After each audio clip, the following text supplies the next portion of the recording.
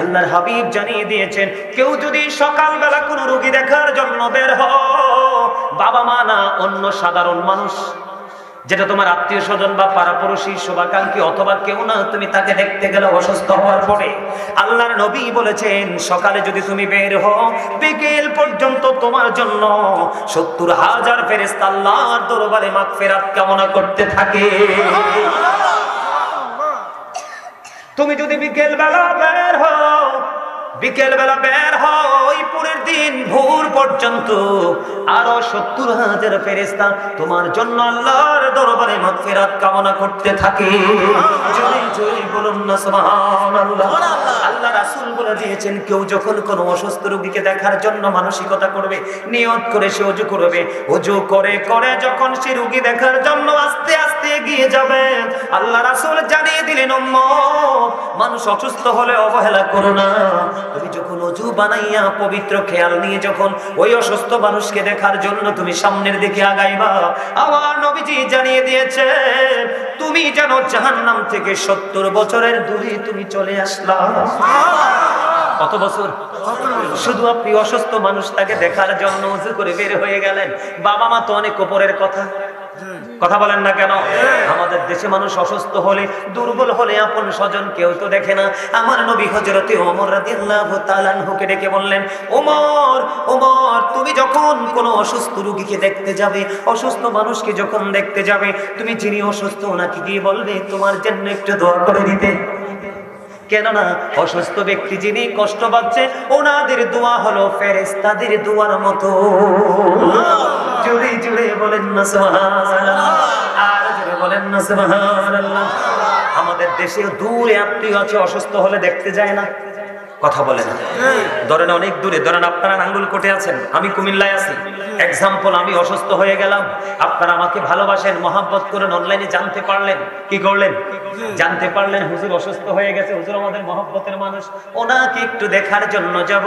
আল্লাহর হাবিব জানিয়ে দিলেন, বন্ধু, আল্লাহ রাসূল জানিয়ে দিলেন, তুমি যদি এক জায়গা থেকে আরেক জায়গায় যদি কোনো অসুস্থ রোগীকে দেখার জন্য, তাকে একটু সেবা করার জন্য যদি তুমি এগিয়ে যাও, রাসূল বলেছেন, তুমি ধরো বের হলে সকালবেলা, পরের দিন সকালে তুমি হয়ে গেল অথবা পরের দিন বিকেল হলো, এখানে হাদিস শরীফের এমন ভাবে আসছে, হাদিস শরীফটা আল্লাহ রাসূল বলেছেন, তুমি রোগী দেখতে বের হলা, ফিরে যতক্ষণ না পর্যন্ত তুমি ফিরে না আসবা, ততক্ষণ যেন তুমি শুধু জান্নাতি ফল তুমি কুড়াইতে থাকলা।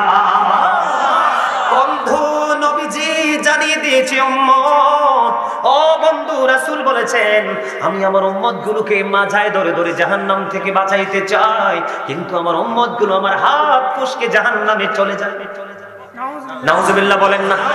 তার মানেটা কি বুঝতে পারছেননি?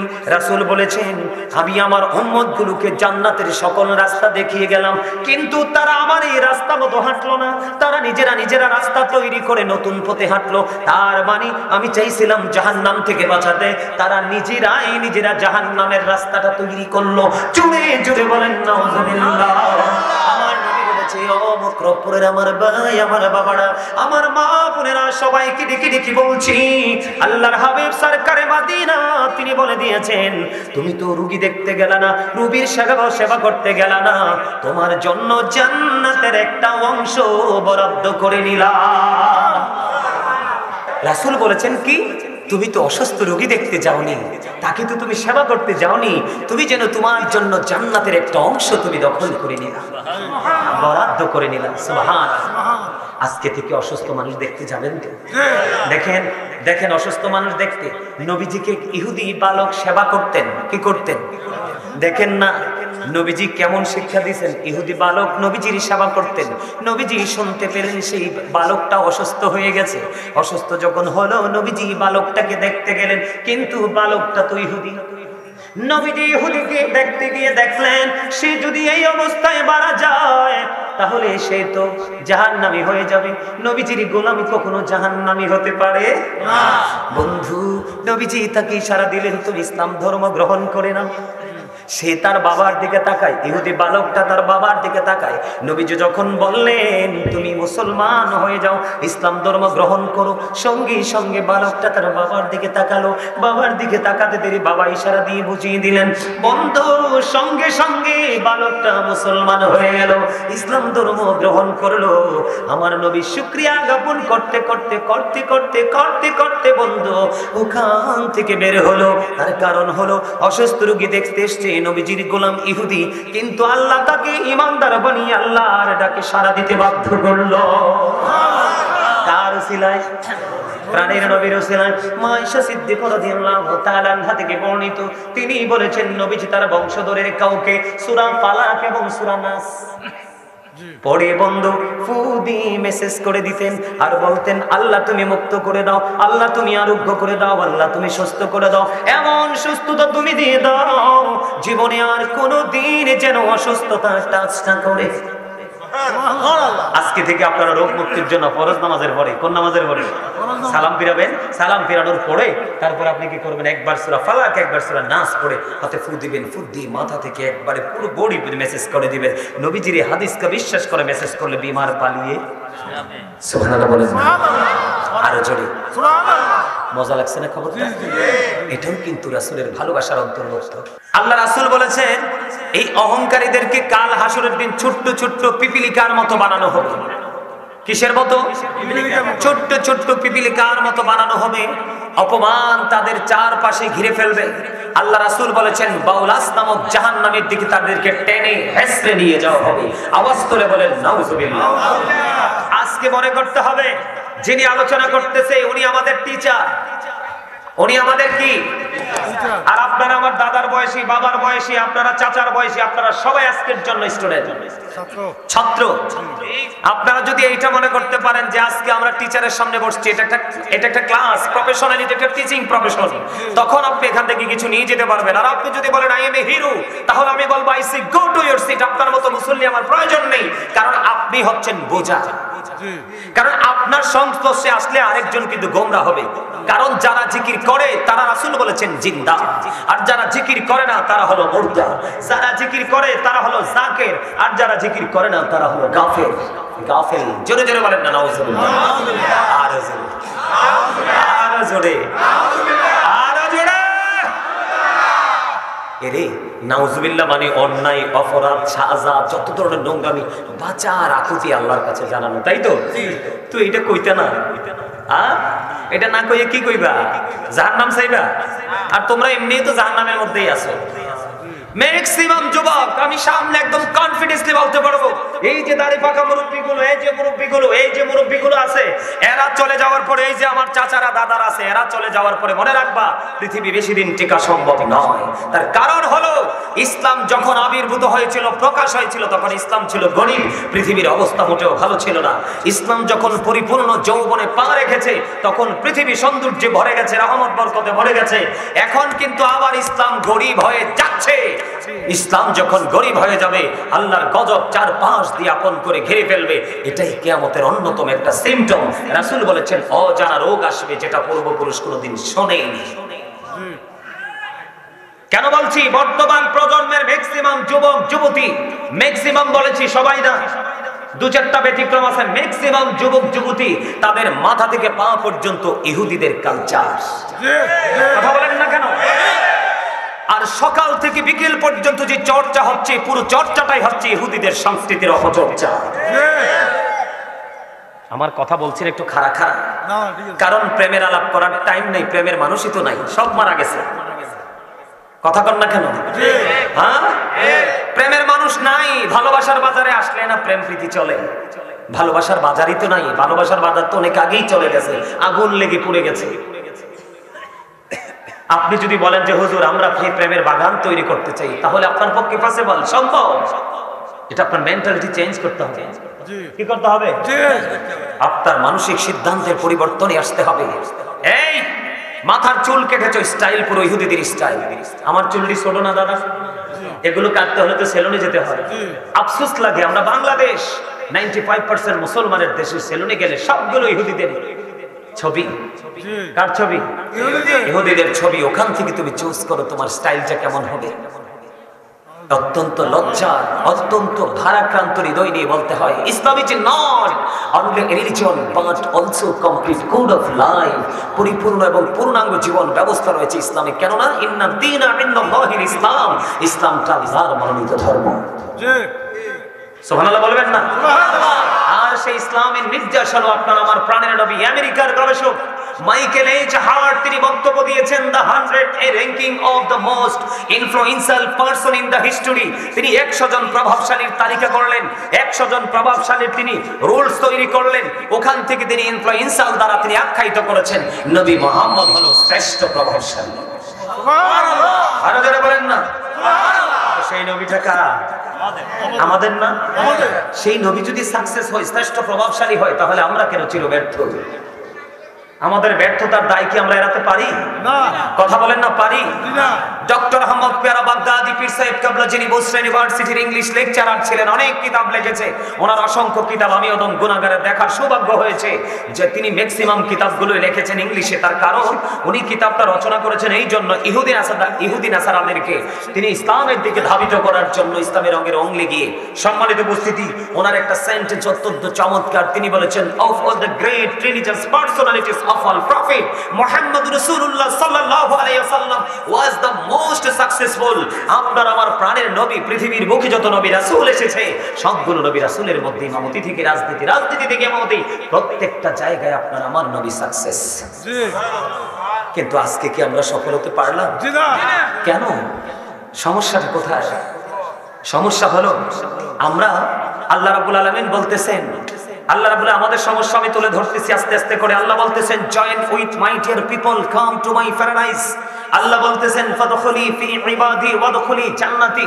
আল্লাহ বলতেছেন, join with my dear people, come to my paradise. তোমরা আমার প্রিয় লোকেদের সাথে যুক্ত হও, কাম টু মাই প্যারাডাইস ওয়াদখুলি জান্নাতি, আমার জান্নাতে চলে আসো। জান্নাতে গিয়ে কি করবে? আল্লাহ বলতেছেন, ইনদা রাব্বিহিম ইউরযাকুন। জান্নাতে যাওয়ার পরে আল্লাহ রাব্বুল আলামিন বলেছে, আমি তোমাদের জন্য জান্নাতি খাবার বরাদ্দ করেছি। তোমরা সেটা কি করবে? দে রিসিভ ফুড ফ্রম আল্লাহ। তোমরা আল্লাহর কাছ থেকে সেই জান্নাতি খাবারটা রিসিভ করবে। জোরে জোরে সুবহানাল্লাহ। কি মজা লাগে না? কার কাছে? আমার হাত তুলতে পারেন না, হাতে কি আল্লাহ রাখছে?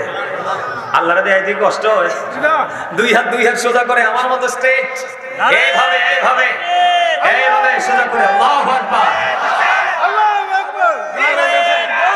ইয়া রাসূলুল্লাহ আহলে সুন্নাত ওয়াল জামাত জিন্দাবাদ। এই তাহলে রাসূল সফল, আমরাও তো সফল হওয়ার কথা, কিন্তু কেন পারি না? কারণ রাসূলকে ধারণ করতে আজও পারলাম না। এটা ছিল লজ্জার বিষয়। এবং রাসূলের যে আদর্শটাকে বাস্তবায়ন করা, সেটাও কিন্তু পারলাম। কবি কত সুন্দর করে লিখেছে দেখছেন নবীর প্রেম নিয়ে। দিদি পাল তুলে দে মাঝি হেলা করিস না, দিদি পাল তুলে দে মাঝি হেলা করিস না, ছেড়ে দে নৌকায় আমি যাব মদিনা, ছেড়ে দে নৌকায় আমি যাব মদিনা। মক্কায় নবী এলো মা আমিনার ঘরে, হাসিলে হাজার মানি কাঁদিলে মুক্তা ঝরে। দয়াল মুর্শিদি যার সখা তার কিসের পাবো না, দয়াল মুর্শিদি যার সখা তার কিসের পাবো না। আমার হৃদয় মাঝে কাবা নয়নে মদিনা, আমার হৃদয় মাঝে কাবা নয়নে মদিনা। দিদি পাল তুলে দে মাঝি হেলা করিস না, দিদি পাল তুলে দে মাঝি হেলা করিস না, ছেড়ে দে নৌকায় আমি যাব মদিনা। আপনারা গজল পছন্দ করেন না, আমি বুঝতে পারছি। তাহলে তোমরা যদি পছন্দ করো, বিশেষ করে যুবকরা তো আমার পাগল করে ফেলায়, মাহফিল হুজুর এই গজল এই গজল এই গজল। তোমরা তো কমন একটা সুর দিলাম, পারলা না। এটা তো তোমাদের ইন্টারভিউ দিয়েছি। ইউ আর ভেরি উইক, অত্যন্ত দুর্বল, ঠিক নেই? হ্যাঁ দুর্বল না? তাহলে নেক্সট টাইম তো আর এটা হবে না। কথা কয় হবে? তাহলে সবাই আমার সাথে কিন্তু সুর মিলাতে হবে, ঠিক না? আরো জোরে বন্ধুরি আমার। আল্লাহ রাব্বুল আলামিন বলেছেন, join with my dear people, come to my paradise. আল্লাহ বলতেছেন, আমার প্রিয় লোকের সাথে যুক্ত হও আর জান্নাতে চলে এসো। হুজুর, প্রিয় লোকের কাছে কেন যুক্ত হব? যুক্ত হব এই জন্য আমাদেরকে, আমরা জান্নাত চাই, আমরা জাহান্নাম চাই না। কথা বলেন না কেন? আমরা জান্নাত চাই, জাহান্নাম চাই না। জান্নাতে যেতে হলে আপনাকে কিছু বাজার করতে হবে। পৃথিবীর জীবন যেমন বাজার ছাড়া চলে না, ঠিক তেমনি ভাবে পরকালও বাজার ছাড়া চলবে না। চলবে না, পরকালে চলবে না। আর পরকালের বাজার হলো, প্রথম হলো ঈমান, দ্বিতীয়ত হলো বন্ধু আল্লাহর প্রতি ভয়। আল্লাহ বলেছেন, O believers you fear me. আল্লাহ বলতেছেন, ঈমানদারগণ তোমরা আমাকে ভয় করো। তোমারে ভয় করলে লাভটা হবে কি? আল্লাহ কয়, আল্লাহ উইল ফরগিভ ইউ। আল্লাহ তোমাদের এই জীবনের গুনাহ মাফ করে দেবে। কি চমৎকার না? আল্লাহ বলেন, আল্লাযীনা আমানু, যারা ঈমান এনেছে, ওয়া কানু ইয়াত্তাকুন, এবং তাকওয়া অবলম্বন করেছে, লাহুমুল বুশরা, তাদের জন্য সুসংবাদ, ফিল হায়াতিদ দুনিয়া, দুনিয়ার জীবনে, অফিল আখিরা, এবং পরকালের জীবনে। আল্লাহ রাব্বুল আলামিন আপনাকে আমাকে গুড নিউজ দিয়েছেন, অত্যন্ত চমৎকার একটা সংবাদ দিয়েছেন। আল্লাহ রাব্বুল আলামিন বলেছেন, আগে ঈমানদার হও, তারপরে ভয় করো। তারপরে আল্লাহ রাব্বুল আলামিন অত্যন্ত চমৎকার একটা নিউজ দিয়ে দিলেন প্রেজেন্ট এন্ড ফিউচারের জন্য, দুনিয়া এবং আখিরাতের জন্য। তোমার জন্য সুসংবাদ দিয়েছেন আমার আল্লাহ। এখন সুসংবাদের আওতায় আসতে হলে আপনাকে আমাকে কি করতে হবে? আপনাকে আমাকে জিকির করতে হবে। আল্লাহ রাব্বুল আলামিন বলেছেন, remember me then I will remember you. আল্লাহ বলেন, remember me then I will remember you. তোমরা আমাকে স্মরণ করো, আমি তোমাদেরকে স্মরণ করব। ফাযকুরুনি আযকুরকুম। সুবহানাল্লাহ বলবেন না? আরো জোরে। ছোট্ট করে বলবে, এগুলো আমার আলোচ্য বিষয় নয়। আমি আমার আলোচনায় ঢুকলাম আর আগেই কিন্তু আপনাদের দুর্বলতা দেখে আপনাদেরকে অ্যাক্টিভ করার জন্য বন্ধু এখানে ঢুকলাম। জিকির করতে হবে। জিকির হলো আরবি শব্দ, বাংলাতে যেটাকে বলা হয় স্মরণ করা, ইংলিশে যেটাকে বলা হয় রিমেম্বার। সুবহানাল্লাহ বল আল্লাহর জিকির, আলহামদুলিল্লাহ বল আল্লাহর জিকির, লা ইলাহা ইল্লাল্লাহ বল আল্লাহর জিকির, আল্লাহু আকবার বল আল্লাহর জিকির। সৎ কাজের জন্য কাউকে ডাকা আল্লাহর জিকির, অসৎ কাজের জন্য কাউকে বারণ করা এটাও জিকির। নামাজে দাঁড়িয়েছো সেটাও জিকির, হজে গেছো সেটাও জিকির। হজ হলো জিকিরের জুলুস, কারণ বিভিন্ন জায়গা পরিদর্শন করে সম্পন্ন করতে হয়। নামাজ হলো জিকিরের জলসা, যার কারণে একই জায়গায় দাঁড়িয়ে বসে সম্পন্ন করা হয়। নামাজের মতো আজকের এটাও হলো জিকিরের জলসা। আল্লাহর নবী সরকারে মদিনা তিনি বলে দিয়েছে, প্রত্যেকটা যন্ত্রকে ক্লিয়ার করার একটা মেশিন আছে, প্রত্যেকটা মেশিনকে ক্লিয়ার করার একটা যন্ত্র আছে। আর মানুষের মনের ঘরের ময়লা দূর করার যন্ত্র হলো মাওলার জিকির। সায়েন্টিফিক যারা তারা গবেষণা করেছে, তারা বলেছেন, জিকা ইজ দা হার্ট মেডিসিন। জিকির হলো হার্টের ঔষধ। সুবহানাল্লাহ বলেন না? আল্লাহর রাসূল বলে দিয়েছেন, তোমরা যখন জিকির করবা এমন ভাবে জিকির করো মানুষ দেখলে যেন তোমাদেরকে পাগল বলে। আল্লাহর নবী বলেছেন, জিকির জবান দিয়েও করা যায় বন্ধু, অন্তর দিয়েও করা যায়। তবে জবান এবং অন্তর দুটো মিলে যে জিকির করা হয়, ওই জিকির হলো সবচেয়ে উত্তম জিকির। সুবহানাল্লাহ বলেন না? আপনারা যারা আজকে জান্নাতের বাগানে এসেছেন বন্ধু, আপনারা কত বড় সফল ব্যক্তি কল্পনাও করতে পারবেন না। কারণ আপনি এখন আর আমি লাঠি নিয়ে যুদ্ধ করতে হবে না, পিস্তল নিয়ে যুদ্ধ করতে হবে না, কারো মাথা ফাটাতে হবে না। জীবনে যতদিন বেঁচে থাকবো মৃত্যু পর্যন্ত আমাদের যুদ্ধ হলো আত্মার যুদ্ধ। কিসের যুদ্ধ? যেমন আজকে আপনারা যারা জান্নাতের বাগানে প্রবেশ করেছেন, একাধিকবার মন নিষেধ করেছেন, না না বাড়ি যা, ঘুমা, বন্ধুদের সাথে আড্ডা দে, কিন্তু আপনি যুদ্ধ করে জান্নাতের বাগানে চলে এসেছেন। আল্লাহ রাব্বুল আলামিন বলেছেন, ইন্না কাইদা শাইতানি কানা দাঈফা। আল্লাহ বলেছেন, শয়তান ডিসেপশন ইজ ভেরি উইক। মুমিনের জন্য শয়তানের ধোঁকা একেবারে দুর্বল। হাজার চেষ্টা করলেও শয়তান আটকাতে পারে না। যদি আল্লাহ বলেছেন শয়তান is the eternal enemy of the believers, আল্লাহ বলেছেন শয়তান হলো ঈমানদারদের প্রকাশ্য দুশমন। কথা কয় না? শয়তান কোনোদিন চায় না কোনো মানুষ ভালো কাজ করুক। শয়তান কোনোদিন চায় না সে পবিত্র থাকুক। শয়তানের মধ্যে বন্ধু, শয়তানের গুরু লিডার পুরস্কার ঘোষণা করে দিয়েছে, তোমাদের জন্য সর্বোচ্চ পুরস্কারটা বরাদ্দ, যে বান্দাকে দিয়ে সবচেয়ে নিকৃষ্ট কাজ করাতে পারবা।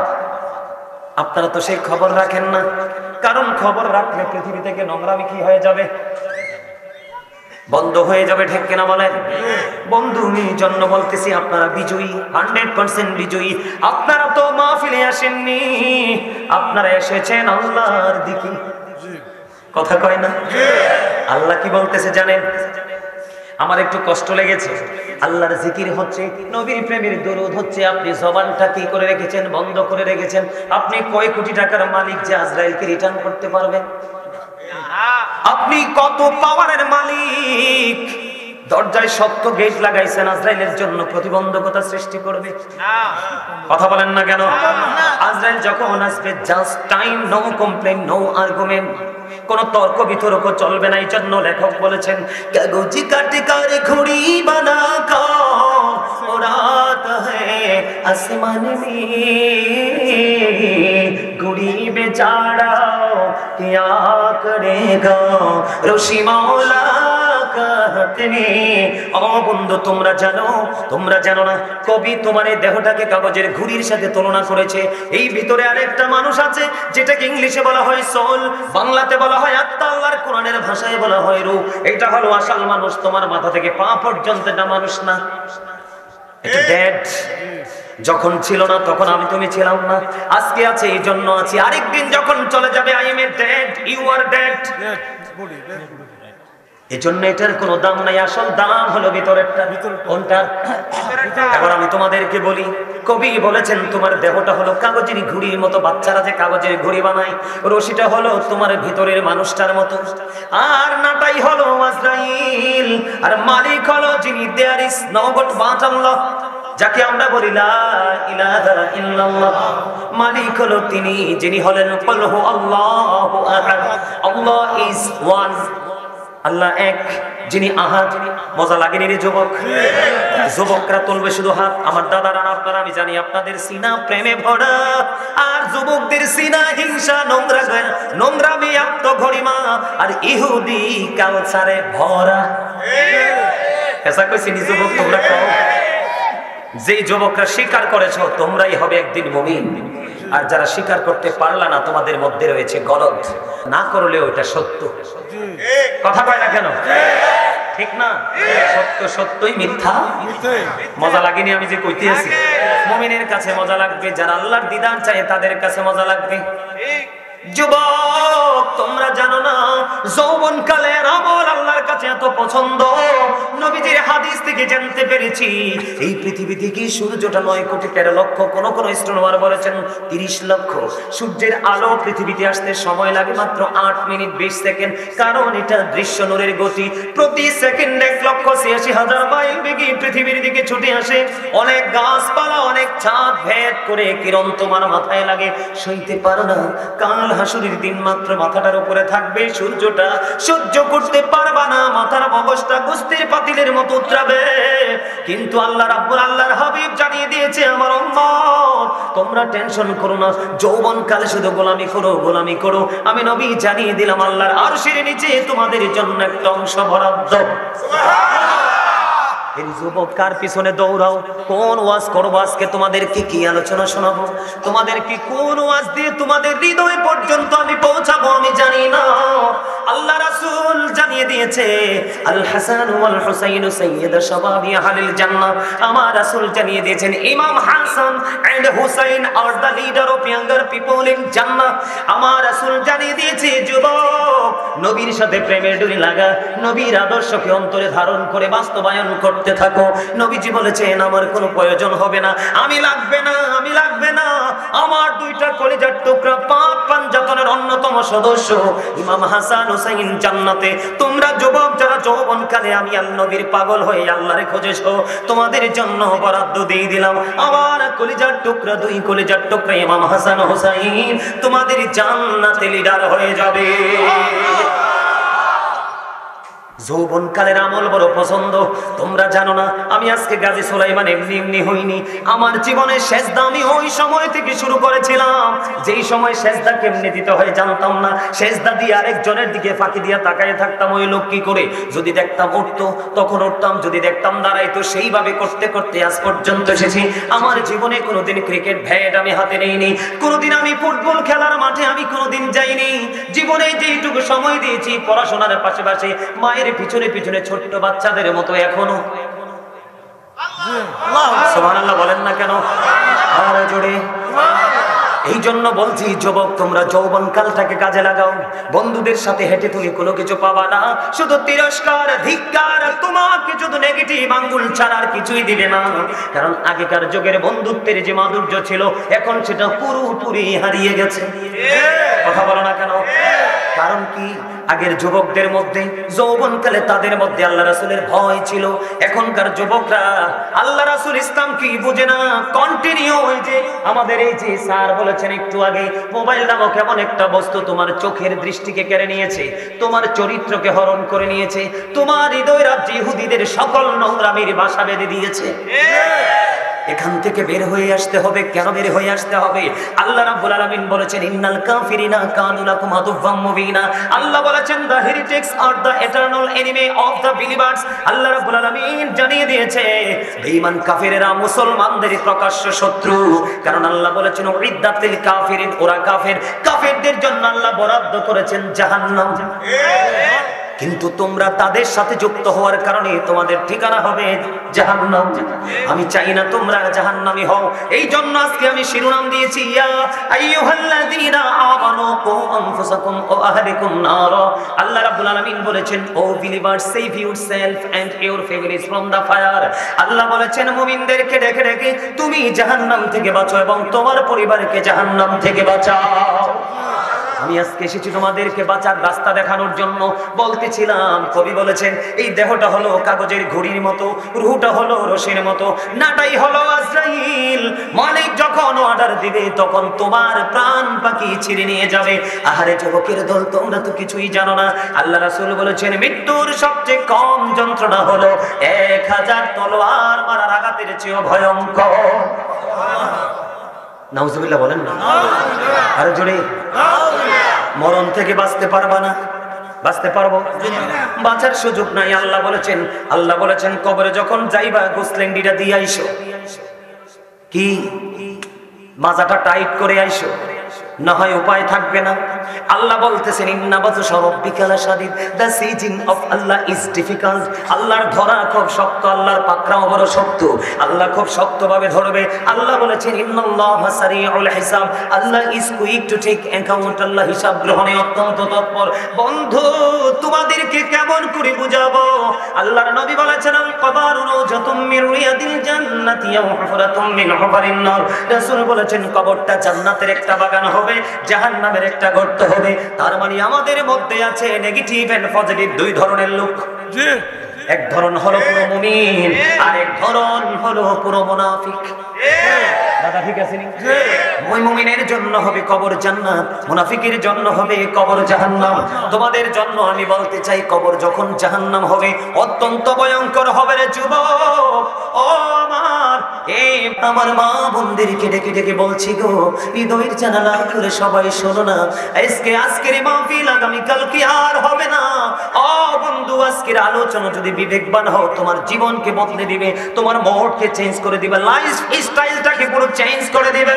এটা আমার আত্মবিশ্বাস। কারণ হলো ও বন্ধু, আল্লাহ বলেছেন লা ইয়ামুতু, পিপল উইল নট ডাই। সেদিন মানুষ মরতে পারবে না। আল্লাহ বলেছেন ফিহা ওয়ালা ইয়াহইয়া, সেদিন মানুষ বাঁচতেও পারবে না। People will not be able to live that day, সেদিন মানুষ বাঁচতেও পারবে না। আল্লাহ বলেছেন ওমা হুমান হাবিবিন, people will not be able to escape that day, সেদিন মানুষ সেখান থেকে পালাইতেও পারবে না। আল্লাহ বলেছেন ধরবে খুব শক্তভাবে, হিসাব নিবে খুব শক্তভাবে। কিন্তু তুমি তো জাহান্নামী হয়ে গেলা, তুমি বাঁচতেও পারবা না, মরতেও পারবা না, পালাতেও পারবা না। ওই জাহান্নামীর জন্য বরাদ্দ করেছেন আমার আল্লাহ। আমার আল্লাহ জানিয়ে দিয়েছেন তোমাদের জন্য খাবার হলো একটা বরাদ্দ, জাক্কুম। কি? নাউজুবিল্লাহ বলেন না? জাক্কুমটা কত বিষাক্ত হবে জানেননি? এই মক্রবপুরের জমিনে যদি বর্তমানে একটা ফোঁটা জাক্কুম পড়ে, আল্লাহ রাসূল বলেছেন গোটা পৃথিবীর মাটি, আল্লাহ রাসূল বলেছেন গোটা পৃথিবীর মাটি বিষাক্ত হয়ে যাবে। 1000 বার, অসংখ্য অগণিত বার যদি আপনি সয়েল টেস্ট করেন, কখনোই ফসল উৎপাদন করার স্কোপ খুঁজে পাবেন না। এত ভয়ঙ্কর খাবার তোমারকে দেওয়া হবে। আল্লাহর হাবিব জানিয়ে দিয়েছেন আরেকটা খাবার হাদিস শরীফের মধ্যে এসেছে যেটার নাম হলো তিনাতুল খাবাল। ইয়া রাসূলুল্লাহ, তিনাতুল খাবালটা কি গো? নবীজি বললেন আরেকটা জাহান্নামের নিংড়ানো রক্তপুঁজ।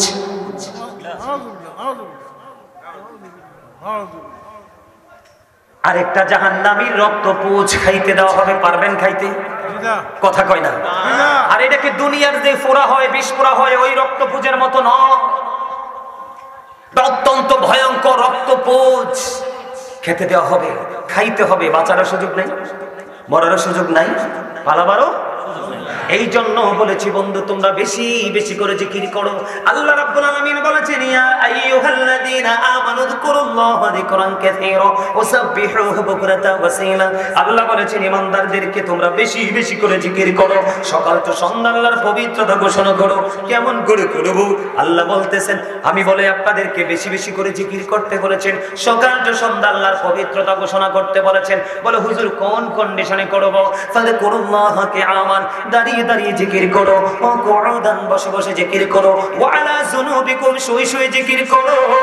তারপরেও জিকির বন্ধ করো না। এবার আসেন আপনারা, আমাদের মধ্যে আল্লাহর ওলি আছে না নাই? কথা কয় না? আমাদের মধ্যে আল্লাহ ওয়ালা লোক আছে না নাই? যে দেখতে লোকটা কালো কিন্তু তার চেহারায় ফুটে নূর। আচ্ছা ঠিক আছে, কথা কর, আছে না আল্লাহ ওয়ালা লোক? কোন বিপদে পড়লে দৌড়ে যায় একটু দোয়ার জন্য, আছে না আমাদের মধ্যে? এটা কেমনে হয় জানেননি? জিকির করতে করতে আল্লাহ ওয়ালা হয়ে যায়। দেখেন অত্যন্ত চমৎকার একটা হাদিস আমি মাঝখান দিয়ে আপনাদেরকে বলেছিলাম। আপনারা তো আজকে মাহফিলে আসেননি, আল্লাহর দিকে আসছেন, বলছিলাম নি? মনে রাখেননি ওয়াজ? এটি ব্রেইনে একটা একটা করে আমরা যেরকম পরীক্ষা দিছি মনে করে করে কোট করে করে, আপনারাও কিন্তু আছে ক্লাস স্টুডেন্ট, ছাত্র। আপনারা যদি মনে করেন যে হুজুর ওয়াজ করতেছে শুধু মজা পাচ্ছি, লাভ হবে না, কোনো ফায়দা হবে না। আর আপনারা যদি মনে করেন যে সিরিয়াসলি আজকে আলোচনা শুনবো এবং এটাকে বাস্তবায়ন করব, আমল করব, তাহলে হয়ে যাব আমরা সবাই ধন্য। আল্লাহ যেন আমাদেরকে নগণ্য থেকে ধন্য হিসেবে কবুল করে সকল আমিন। বন্ধুরে আমার দিকে তাকান।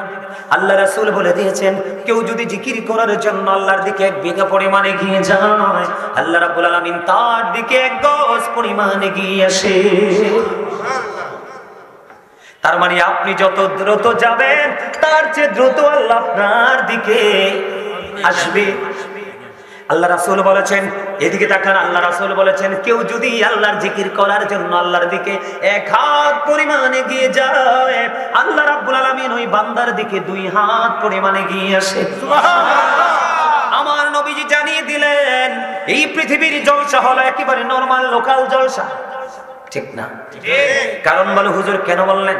আমাদের এখানে সত্যও আছে, ইমানদারও আছে, আমাদের এখানে মিথ্যাবাদীও আছে, সত্যবাদীও আছে, আছে না নাই? আমাদের এখানে জিনা করনে ওয়ালাও আছে, জিনা ছাড়াও আছে, এরকম ধরনের নেগেটিভ পজিটিভ আছে না নাই? আমাদের এখানে সুশিক্ষায় শিক্ষিতও আছে, আবার অন্যায় মানুষকে কতল করার শিক্ষায় শিক্ষিতও আছে। এই জন্য আমি সবসময় আমাদেরটারে লোকাল বলি। বলে হুজুর কোন দৃষ্টিভঙ্গি থেকে? নবীজি জানিয়ে দিলেন পৃথিবীতে তোমরা যদি কোনো জলসায় বসে মালিকের জিকির করো, মালিক জানিয়ে দিয়েছে তার চাইতে উত্তম জলসায় মালিক তোমার জিকির করে। আল্লাহর হাবিব জানিয়ে দিল ও মুকরপুরের যুবক, আমার ভাই, আমার বাবারা, আমার মা বোনদেরকে বলছি গো, হৃদয় খুলে শোনো। সবচেয়ে বড় মজার যে খবরটা আমার নবীজি জানিয়ে দিলেন, কেউ যখন জিকির করার জন্য জিকিরের জলসার দিকে আল্লাহর দিকে হেঁটে হেঁটে আসে, আল্লাহ রাব্বুল আলামিন ওই বান্দার দিকে দৌড়ে চলে আসে। তার মানে হলো আপনি যত দ্রুত আল্লাহর কাছে যেতে চান, আল্লাহ তার চাইতে দ্রুত আপনার কাছে এসে আপন হয়ে যাবে। তখন আপনার হাত হয়ে যাবে আল্লাহর কুদরতি হাত, আপনার চোখ হয়ে যাবে আল্লাহর কুদরতি চোখ, আপনার কান হয়ে যাবে আল্লাহর কুদরতি কান, আপনার পা হয়ে যাবে আল্লাহর কুদরতি পা। তখন আপনার সাথে যখন কেউ বকাবকি করবে, তখন আল্লাহ রাব্বুল আলামিন তার বিরুদ্ধে নিজেই যুদ্ধ ঘোষণা করবে। কারণ আপনি তখন জিকির করতে করতে হয়ে যাবেন আল্লাহর ওয়ালি। খবর কি ভালো লাগে সবার কাছে? মাশাআল্লাহ, আলহামদুলিল্লাহ বলে আরো জোরে, আরো জোরে। আমাদের মধ্যে আরেকটা জিকির আছে, নামাজ। আছে না নাই? নামাজ একটা জিকির। আল্লাহর নবী হযরত আবু যর রাদিয়াল্লাহু তাআলা আনহু থেকে হাদিস বর্ণিত। দেখেন জিকিরের ফজিলত কেমনে আল্লাহ তার বান্দাকে আপন করে নেয়। আল্লাহ তার বান্দাকে কেমন করে তার কুদরতি মায়ার বাঁধনে আবদ্ধ করে নেয়। আমার নবীজি প্রত্যেকটা জিনিসকে আমাদের মাঝে শেয়ার করে দিয়েছেন। আমার নবী আপনাদের এই মক্রপুরে শীতের দিনে গাছের পাতা ঝরেনি? সব গাছের পাতা ঝরে? সব গাছের পাতা ঝরে? তাল গাছের পাতা ঝরে? টাইম হইলে পরে। নারকেল গাছ টাইম হইলে পরে, সুপারি গাছ, কিন্তু আর ম্যাক্সিমাম গাছের পাতাই তো বিরামহীন ভাবে ঝরে। আল্লাহর হাবিব কি করলেন? বের হলেন। হাদিসের রাবি হলেন হযরত আবু যর। নবীজি বের হলেন, বের হয়ে চাইয়া দেখলেন গাছের পাতাগুলো শীতের কারণে শুষ্ক হয়ে ঝরে ঝরে পড়ছে। হাদিসের মধ্যে এসেছে নবীজি দুটো ঢালা ধরলো, ধরার পরে আবু যরকে ডাক দিলেন। আবু যর উত্তর দিলেন, লাব্বাইকা ইয়া রাসূলুল্লাহ, আমি হাজির। এবার আবার নবী বললেন, রে আবু যর, তুমি নজর দিয়ে চাইয়া দেখো শীতের দিনের কারণে শুষ্ক হয়ে গাছের পাতাগুলো কেমনে ঝরে ঝরে পড়ে। আল্লাহর প্রিয় বান্দা যখন আল্লাহর গোলামির জন্য নামাজে দাঁড়াবে, কুদরতি এই কপালটা যখন আল্লাহর কুদরতি কদমের মধ্যে লাগায় দিবে, তখনই ওই গাছের পাতার মতো জীবনের গুনাহগুলো সব ঝরে পড়ে যাবে। তাহলে জিকিরে লাভ আছে না নাই? আছে। তাহলে আমি যে জিকির করলাম, আপনারা যে মুখটা বন্ধ রাখছেন, জুলুম করছেন না নিজের উপরে নিজে? আমার তো কিচ্ছু হয়েছে, আমার গোলামি ঠিকই আছে। আছে না নাই? দুরূদ যখন পড়ছে মোটামুটি ম্যাক্সিমাম লোকে পড়ছেন, কিছু লোকে তালা দিচ্ছেন হামুকের মতো। বর্ষাকালে বৃষ্টি হইলে দেখবেন মাটি ফাইটটা হামুক বাইরে, শিং দুইটা বের করে মনের আনন্দে আর এবাঞ্চের ফায়ের নমুনা দেখলে আর মুখ খুলে না, বাড়িতে না ভাঙ্গিয়া এরপরে আশের বাচ্চারে খাওয়ান লাগছে। ঠিক না? আমাদের মধ্যে আমার কিছু হামুকিয়া মুখ মুসলমান আছে। কি মুখ? ভাই আল্লাহ যাই করুক হামুকের মতো লাগাই ফেলবো, যেইটা হইব পরে হইব।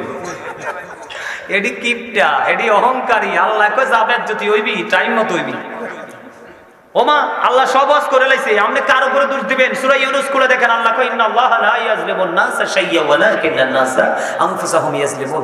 আল্লাহ কয় আমি বান্দার উপর জুলুম করি না। তার মানে আল্লাহ আল্লাহর বান্দার উপর অত্যাচার করে না, বান্দা নিজেই নিজের উপর অত্যাচার করে। বাঁচবেন কত লাইন আছে না?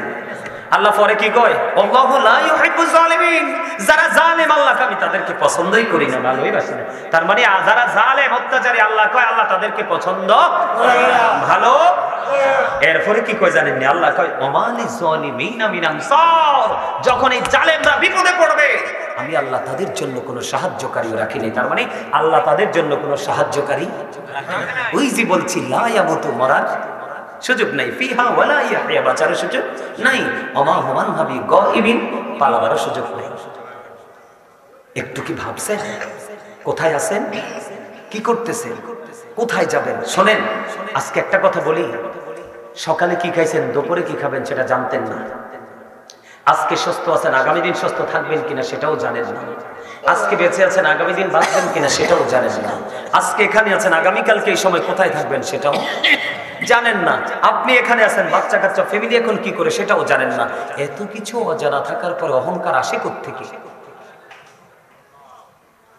যিনি সব জানেন ওনার তো কোনো অহংকার নাই, কিন্তু তিনি আজকে রহিম রহমান, কিন্তু কাল হাসরের দিন হবে কাহা। কঠোরতা কাকে বলে সেদিন দেখে বুঝে আসে কথা। আরো জোরে বলেন, জিকির করবেন না ছাড়বেন? ভাব দেখাবেন? মনে রাখবেন, যার মধ্যে থাকবে যত বেশি ভাব, মনে করবেন তার মধ্যে প্রকৃত প্রেমের আছে অভাব। কথা কয় না? ও পাঞ্জাবি একটা ইস্তারি করে গায়ে দিয়ে আরে কেউ দেখলে মনে কয় হামসে বড় কোন হে। কথা কন না কেন? আমাদের মধ্যে এমন কিছু লোক আছে না, যাইয়া দেখেন ভালো খাবারও নাই তার ঘরে। এটা হচ্ছে তার চরিত্র। এখান থেকে আমাদেরকে বের হয়ে আসতে হবে। আমি দরদ পড়েছি, অনেকে দরদ পড়েননি। আজকে কিন্তু জুমার দিন। কিসের দিন? এই মক্রবপুরবাসীর জন্য বড় নিয়ামত।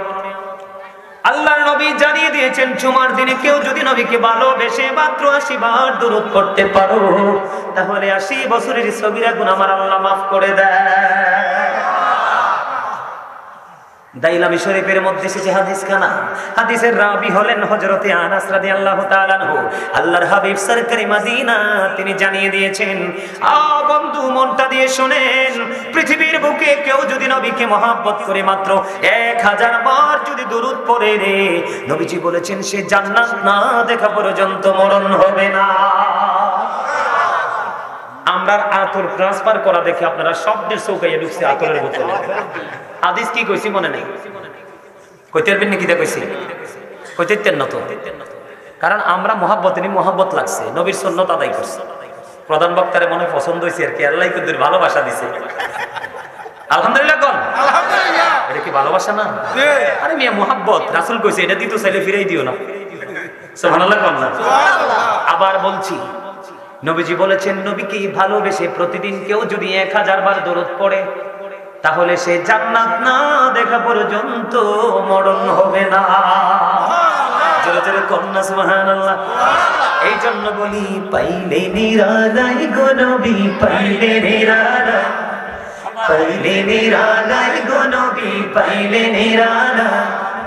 দুই কদমে চুমু খাবো, দুই কদমে চুমু খাবো, চরণে ধুলে মাখবো গায়ে, পাইলে নিরালাই গো নবী, পাইলে নিরালাই, পাইলে নিরালাই গো নবী, পাইলে নিরালাই। মারহাবা। আর জোরে ঘুম চলিয়েছে না? হ্যাঁ আছে না? আল্লাহ তুমি আরে বাঁচাইছে, আর মুসল্লি বালা যে একটা হাসি দিচ্ছেন, বিউটিফুল স্মাইলিং, চমৎকার লাগছে। এই হাসির কারণে কি হয়েছে? নতুন আরেকটু ফিলিংস আসছে। কম পক্ষে 30 মিনিট কোনো ক্লান্তি আসবে না, ঠিক না বেঠি? আরে আমরা রাগ করছেন কিনলে কি হয়েছে?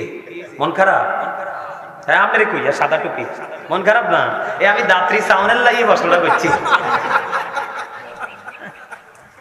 আলহামদুলিল্লাহ বলেন আলহামদুলিল্লাহ। কারণ আমার এই জায়গাটা শেষ, এটা আমার ব্যক্তিগতভাবে আপনাদেরকে অ্যাক্টিভ করার জন্য বলেছি। ভালো লাগছে? কিন্তু আমার মূল আলোচনা হলো আজকে বর্তমানে একটা ব্যাধি আমাদের সমাজে চারপাশে ঘুরে বেড়াচ্ছে। সেই ব্যাধিটা হলো বাবা মা যখন একটু অসুস্থ হয়ে যায়, সন্তান পাশ কাটিয়ে অন্যদিকে চলে যায়, ঠিক না? সম্মানিত উপস্থিতি, এটা কেন বললাম জানেন? Paradise of the child under the feet of the mother. মায়ের পায়ের নিচেই সন্তানের জান্নাত। রাসূলকে প্রশ্ন করলেন একজন, ইয়া রাসূলুল্লাহ, আমার কাছ থেকে সবচেয়ে মিষ্টি যেই ব্যবহারটা, এটা কার পাওয়ার হক বেশি? রাসূল বললেন, ফালা উম্মুকা, তোমার মা। তারপরে কি? রাসূল বললেন, ফালা উম্মুকা, তোমার মা। আবার প্রশ্ন করলেন, ফালা সুম্মা মান, তারপরে কে? রাসূল বললেন, ফালা উম্মুকা, তোমার মা। আবার প্রশ্ন করলেন, ফালা সুম্মা মান, নেক্সট কে? রাসূল বললেন, ফালা আবুকা, তোমার বাবা। তাহলে বাবা মাকে অবহেলা করার সুযোগ আছে? আরো জোরে, আরো জোরে। রাসূল বললেন, হতভাগা সে, হতভাগা সে, হতভাগা সে, 3 বার বলেছে। নবী গো, কে গো সেই হতভাগা? নবীজি বললেন, বাবা মা দুজনকে পাইলো অথবা একজনকে পাইলো, তাদেরকে ভালোবেসে জান্নাতি হতে পারলো না, তার মতো হতভাগার কেউ হতে পারে না। নাউজুবিল্লাহ বলেন না। মা বাবারে ভালোবাসেন না? আরো জোরে। আমি এমন সুযোগ খুঁজি মার কাপড়টি ধুয়ে দিতাম। বিশ্বাস করবে, আমার জীবনে আমি আমার মায়ের সাথে যত কাজ করছি শুধু মারে খুশি করার জন্য, মার যেন কষ্ট কম হয়। আমার মনে হয় কোনো মেয়েও মায়ের সাথে এত সময় দেয়নি। আমি সুযোগ পাইলে মার পিছনে পিছনে ঘুরতাম, পিছনে পিছনে ঘুরতাম। মার কি লাগবে, কি করা দরকার, আমি মায়ের কাজটা করার জন্য শুধু পিছন পিছন ঘুরতাম, এখনো ঘুরি। বিশ্বাস করবেন, মাহফিলের যে হাদিয়া পাই না, 1 টাকা নিজে ইচ্ছে মতো খরচ করি না, যা টিকে সব খরচ করে মায়ের কাছে নিয়ে দেই, প্রয়োজন হলে মার থেকে খুঁজে এনে খরচ করি। বিশ্বাস করবেন আপনারা? এটা হচ্ছে আমার মায়ের প্রতি ভালোবাসা। মা সুস্থ থাকার একটা বড় কৌশল। মা যখন দেখবে আমার সন্তান সব দিকে ফ্রি, দেখবেন সেই মা বাবার মধ্যে কোনো ধরনের মানসিক প্রেশার আসে না। আর যখন তারা মানসিক প্রেশার মুক্ত থাকে, তখনই মা থাকে, বাবা থাকে সুস্থ। আর পিতামাতার সুস্থ জীবনটা সন্তানকে অনেক বেশি স্বস্তি দেয়, অনেক বেশি টাকা খরচ করতে হয় না, ঠিক না? এটা কিন্তু বড় একটা জায়গা, যে মা বাবার পিছনে যে অতিরিক্ত টাকা খরচ করা, এই জায়গাটা থেকে আপনি বাঁচতে চাইলে মা বাবাকে মানসিকভাবে আপনাকে সবসময় ফ্রি রাখতে হবে। আলহামদুলিল্লাহ বলেন না? মা বাবাকে ভালোবাসা ফরজ, তাদেরকে কষ্ট দেওয়া হারাম। টাইম আর ওয়াজের টাইম তো শেষ হয়ে গেছে দাদা। হ্যাঁ, কিন্তু আই তো শেষ করতেন না। আরে চালাইতাম নি এক কানা। হ্যাঁ, আই কিন্তু রাজি আছি। আলহামদুলিল্লাহ কোন আরো জোরে আলহামদুলিল্লাহ। বন্ধুরি আমার, আমি কি বলতে চাই আপনি বোঝেন। হাদিস শরীফের মধ্যে এসেছে, একজন এসে নবীকে প্রশ্ন করলো, নবী গো, ও প্রাণের নবী ইয়া রাসূলুল্লাহ, ইয়া হাবিবাল্লাহ, নবী গো, আমার আব্বা আমার উপার্জিত অর্থ নিজের মতো খরচ করে। নবীজি কো বিচার লই আইছো? আমার নবীজি একটা ডাক দিয়ে বললেন, তোমার উপার্জিত অর্থ নয় রে, তুমি নিজেও তোমার বাবার সম্পদ। শুধু তোমার উপার্জিত টাকা না, তোমার বাবা তোমাকে যেমনি চায় এমনি তোমাকে ব্যবহার করতে পারবে। শুধু তোমার উপার্জিত টাকা না, তোমাকেও কিন্তু তুমি একটা বাড়ির জন্য না করতে পারবা না। সুবহানাল্লাহ কইতেন না? আর অনেক ফলাফাইনে কইব, মা হুজুর তো আব্বার দাম বাড়াই দিল, আর দাম কমাই দিল। আব্বার দাম চিরকালের জন্যই বেশি, তার কারণ বাবা থেকে তোমার মূল যেই মেরুদণ্ড হাড়, বাবা থেকে তোমার বডিতে যতগুলো হাড় আছে সবগুলো বাবা থেকে তৈরি হয়েছে। খবর রাখেন কি আর জানেন কি? জানেন শুধু চা খাইতে, কফি খাইতে, সময় মতো বাদাম খাইতে, বাকিগুলোর খবর নাই। ঠিক নেই? বাবা থেকে তৈরি হলো হাড়, আর মা থেকে তৈরি হলো সন্তানের গোশত এবং ব্লাড। আপনি ছোট, তারা চিরকালই বড়, কোরআন এবং হাদিস থেকে বড়। আল্লাহ বলে ওয়াবিল ওয়ালিদাইনি ইহসানা। সুবহানাল্লাহ কইতেন না? আল্লাহর কোরআন পর্যন্ত পড়তে গেছে আব্বা আম্মার কথা। ওমা, এটা কি সহজ জিনিস? আপনার জীবনে ত্রুটি আছে, যদি মা বাবার কলিজা শীতল থাকে হয়তো বা আপনি পার পেয়ে যাবেন। কারণ মায়ের ছোট্ট হাতে ছোট্ট চিঠি আল্লাহর কাছে অনেক অনেক বেশি পছন্দ। যদি লাল কলম দিয়ে লিখে দে তাইলে সন্তানের কপাল পড়েছে। এই জন্য বলেছি বন্ধু, প্রত্যেক দিন যদি না পারো, যাদের বাবা মা কবরে চলে গেছে, জুমার নামাজ শেষ করে মায়ের কবরে যাইও, বাবার কবর জিয়ারত করিও। এখন কিন্তু কাঠ মোল্লার সংখ্যা, অশিক্ষিত মূর্খ মোল্লার সংখ্যা বের হচ্ছে। শুধু কয় বেদাত, শুধু কয় বেদাত, শুধু কয় বেদাত। আপনাদেরকে আমি সাবধান করে যাই, গতকালকে দাদা যে মাহফিলে গেছি বুঝছেন নি, সভাপতি এবং সহসভাপতি দুজনই খুব স্ট্রং। ওনারা আমি যে সুবহানাল্লাহ আলহামদুলিল্লাহ বলতেছি বারবার, ওরা বলে না। এরা কি করে না? এখন সভাপতি এবং সহসভাপতি ওরা দুজন ডেকে ডেকে বলছে, হুজুর কেমন করে বলবে, এখানে তো জং লাগাই দিছে। কই দুরুদ নাই, কিয়াম নাই, মিলিদ নাই, জিকির নাই, নফল নামাজ নাই, শবে বরাত নাই। কই শুধু বলে নাই নাই নাই করতে করতে পুরো আমাদের এরিয়াটাকে মরুভূমি বানাই ফেলছে। এগুলো আপনারা বিশ্বাস করবেন না, মনে রাখবেন তো। বলে হুজুর এখানে কেন আসলেন? আমি চমৎকার একটা পয়েন্ট নিয়ে আসছি বন্ধু। হযরতে আবু হুরায়রা, হযরতে আলী রাদিয়াল্লাহু তাআলা আনহু থেকে হাদিস খানা বর্ণিত। বাবা মা তো নয়, অন্য মানুষের ক্ষেত্রে রাসূল বলেছেন, আল্লাহর হাবিব জানিয়ে দিয়েছেন, কেউ যদি সকালবেলা কোনো রোগী দেখার জন্য বের হও, বাবা মা না, অন্য সাধারণ মানুষ, যেটা তোমার আত্মীয় স্বজন বা পাড়াপড়শি শুভাকাঙ্ক্ষী অথবা কেউ না, তুমি তাকে দেখতে গেলে অসুস্থ হওয়ার পরে আল্লাহর নবী বলেছেন, সকালে যদি তুমি বের হও, বিকেল পর্যন্ত তোমার জন্য ৭০,০০০ ফেরেশতা আল্লাহর দরবারে মাগফিরাত কামনা করতে থাকে। তুমি যদি বিকেল বেলা বের হও, ওই পরের দিন ভোর পর্যন্ত আরো ৭০,০০০ ফেরেশতা তোমার জন্য আল্লাহর দরবারে মাগফিরাত কামনা করতে থাকে। জোরে জোরে বলুন না সুবহানাল্লাহ। আল্লাহ রাসূল বলে দিয়েছেন, কেউ যখন কোনো অসুস্থ রোগীকে দেখার জন্য মানসিকতা করবে, নিয়ত করে সে ওযু করবে, ওযু করে করে যখন সে রোগী দেখার জন্য আস্তে আস্তে এগিয়ে যাবে, আল্লাহ রাসূল জানিয়ে দিলেন, উম্মত মানুষ অসুস্থ হলে অবহেলা করো না। তুমি যখন ওযু বানাইয়া পবিত্র খেয়াল নিয়ে যখন ওই অসুস্থ মানুষকে দেখার জন্য তুমি সামনের দিকে আগাইবা, আমার নবীজি জানিয়ে দিয়েছে, তুমি যেন জাহান্নাম থেকে ৭০ বছরের দূরে তুমি চলে আসলা। কত বছর? শুধু আপনি অসুস্থ মানুষটাকে দেখার জন্য ওযু করে বের হয়ে গেলেন। বাবা মা তো অনেক উপরের কথা। কথা বলেন না কেন? আমাদের দেশে মানুষ অসুস্থ হলে, দুর্বল হলে আপন স্বজন কেউ তো দেখে না। আমার নবী হযরতে ওমর রাদিয়াল্লাহু তাআলা আনহুকে ডেকে বললেন, ওমর ওমর, তুমি যখন কোনো অসুস্থ রোগীকে দেখতে যাবে, অসুস্থ মানুষকে যখন দেখতে যাবে, তুমি যিনি অসুস্থ ওনাকে গিয়ে বলবে তোমার জন্য একটু দোয়া করে দিতে।